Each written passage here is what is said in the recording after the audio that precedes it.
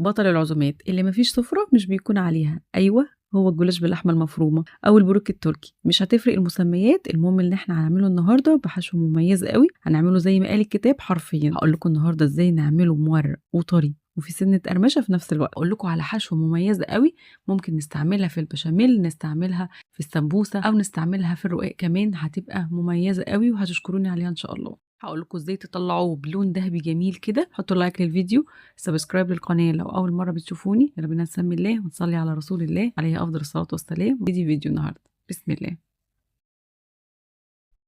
في البدايه هحضر حشوه اللحمه المفرومه. عندي هنا معلقه من السمنه وفصين من الثوم مفرومين ناعم جدا. انا عايزه الثوم ما يلونش، عايزاه بس يصفر. اول ما يصفر معايا بسيط يبقى اشقر فاتح كده، بنزل بالبصل. عندي هنا حوالي 3 بصلات متوسطين. انا هستعمل النهارده نص كيلو من اللحمه المفرومه. بقلب البصل،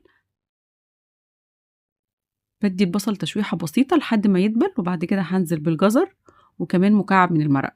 الكاميرا هنا كانت فاصله، بس زي ما انتم شايفين حطيت جزرايه وحطيت مكعب من المرق. تقليبه بسيطه قوي لحد ما الجزر يدبل معايا ويتكرمل شويه. هبتدي ان انا اضيف اللحمه المفرومه. ضفت زي ما قلت لكم نص كيلو. تقليبه لحد ما تغير اللون تبقى معانا بالشكل ده. هبتدي ان انا احط لها الملح والبهارات. هيكون عندي معلقه صغيره من الملح، ما ننساش ان فيه مكعب مرق فما نزودش ملح كتير، وكمان معلقه صغيره من الفلفل الاسود، وكمان معلقه صغيره من السبع بهارات، واخيرا معلقه صغيره من البابريكا المدخنه. بتدي تست حلو قوي. الحشوه دي يا جماعه خطيره بجد، بتنفع معانا في السمبوسه. هي بتليق على السمبوسه اكتر حاجه، هي والبوريك، بس في البشاميل برضو بتبقى حلوه قوي. وفي الاخر ضفت نص فلفلايه حاميه عشان تديني تست كده عالي شويه. تقليبه بسيطه وهغطي على اللحمه علشان تستوي ببخار الميه. هسيبها كده حوالي 10 دقايق على نار هاديه، وبيبقى ده شكلها. ريحتها كانت حلوه قوي، كانت قلب البيت حرفيا. تاني خطوه هعملها، هجهز سائل التشريب اللي هشرب بيه الجلاش او هدهن بيه الجلاش علشان يبقى طري ومورق معايا. عندي هنا بيضتين. انا هنا هستعمل لفتين من الجلاش، يعني كيلو من الجلاش، كل لفه ليها بيضه. فانا هستعمل بيضتين. هحط معلقه ملح، معلقه فلفل اسود، وهقلب البيض مع الملح والفلفل.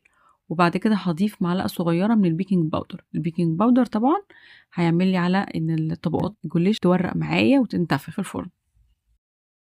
وبعد كده هضيف كوبايه من اللبن بدرجه حراره المطبخ.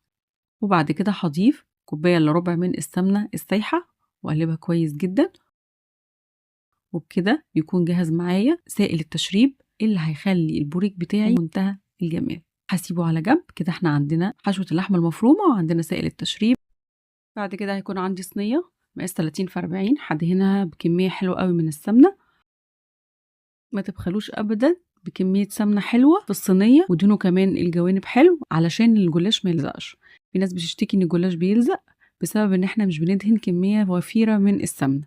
خلاص دهنت الصينية. هيكون عندي بقى زي ما انتم شايفين معايا لفتين من الجلاش، كل لفة نص كيلو. هنبتدي الخطوة اللي بعد كده نحشي الجلاش. هاخد ورقة من الجلاش وهاخد بالفرشة من خلطة التشريب، وهبتدي ان انا ادهن الورقة كويس قوي. ما ندهنش كتير عشان ما تبوش معايا، يعني على خفيف. هدهن طبقة وبعد كده هحط طبقة تانية وهدهنها خفيف زي ما قلنا.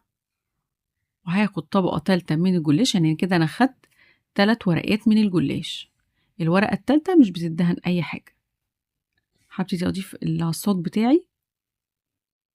في كل 3 ورقات انا باخد 3 معالق كبيرة من اللحمة المفرومة. انا عاملة المعيار ده علشان تبقى كل القطع واخدة نفس كمية الحشو. هسويها بالمعلقة بالشكل ده وابتدي ان انا الفها. انا عاملة الورقة بالعرض مش بالطول، لان لو عملتها بالطول هتبقى اللفة كبيرة قوي والطبقات كتير قوي زيادة عن اللزوم. واحنا بنلف نضغط بسيط علشان الحشوة بتاعت اللحمة تمسك كويس وما تبقاش مفرولة بعد التقطيع. هنا وانا بحط اول لفة لقيت قطعة كبيرة شوية، فعملت ايه؟ فانا قصيت شوية منها، قطعت منها حتة علشان تبقى على مقاس الصينية، واخدت بقى بقية اللفة وقطعت منها الجزء الصغير الزيادة. ومش هنرميه طبعا، انا هحطه في النص كده وانا بحشي الطبقات. مفيش حاجة عندنا بتترمي. نعيد نفس الخطوات. هناخد ورقة من الجلاش وندهنها بسيط من خلطة التشريب، وورقة تانية وندهنها بسيط، وناخد كمان ورقة تالتة، والورقة التالتة زي ما احنا قلنا مش هندهنها اي حاجة، وهي دي اللي بنحط عليها الحشوة بتاعتنا. ممكن تعملوا بأي حشوة، مش بالضرورة أبدا لحمة مفرومة، ممكن نعمل على الصاج فراخ، ممكن قطع فراخ متشوحة مع بصل وخضار وفلفل ألوان، بتبقى حلوة قوي قوي قوي. وممكن كمان تضيفوا معاها جبنة موتزاريلا، بتبقى حلوة جدا. بس احنا عاملين النهاردة الستاندر. حطيت زي ما انتوا شايفين كده الأجزاء اللي أنا قطعتها من ورق الجلاش، استغلتها طبعا ما نسيبهاش، واحكموا القفلة حلو قوي عشان القطع معانا بعد التقطيع زي ما قلت لكم تطلع متماسكة. أنا بعيد الكلام مرة واتنين علشان تاخدوا بالكم من التركات الصغيرة دي. هنخلص كل ورق الجلاش بالشكل ده وبالطريقة دي، هيعمل معانا الكمية اللي انتوا شايفينها دي، هتاخد معايا الصينية كاملة. أنا هنا في التقسيم كنت هقسمها بالنص، وأقسم كل نص على 2، يعني 4 قطع، بس لقيتها تطلع طويلة معايا شوية، قطعت على 5 أقسام. والقطع حلوة جدا ومشبعة، يعني لو حطينا قطعتين مع قطعة مكرونة في عزومة، وقطعة من البروتين لحمة أو فراخ، والشوربة بتبقى حلوة قوي ومشبعة جدا ومغذية. هتبقى معانا خلطة من التشريب، ابتدي ان انا ادهن وش الصينية حلو جدا، واستعمل كل الخلطة بتاعة التشريب، لان هي دي اللي هتطري لي الجلاش ومش هتنشفه. هسيب بقى الصينية دي حوالي نص ساعة تشرب حلو جدا من السائل ده، واشغل الفرن بتاعي على درجة حرارة 180، والشبكة في النص. هتاخد معايا الصينية حوالي 30 دقيقة لحد 40 دقيقة حسب درجة حرارة الفرن الموجودة. هيطلع معانا بالشكل التحفة ده، شكله حلو جدا جدا، والريحة كانت خطيرة. لو بتحبوا اللون زيادة زي كده، شغلوا الشواية 3 دقايق. ما تنسوش تعملوا الخطوة ديت. انا بحب البوريك او الجلاش يطلع طري معايا شوية، الخطوة دي هتخلوه لكم من بره مقرمش سنة بسيطة، من جوه بيبقى طري جدا جدا. بجيب كيس تلاجة وبجيب فوطة وبغطيه لمدة تلت ساعة. بعد التلت ساعة بيطلع معانا في منتهى الجمال حرفيا، قوامه ممتاز قوي، لا طري قوي ولا ناشف قوي، حاجة كده بين البنين، خطير.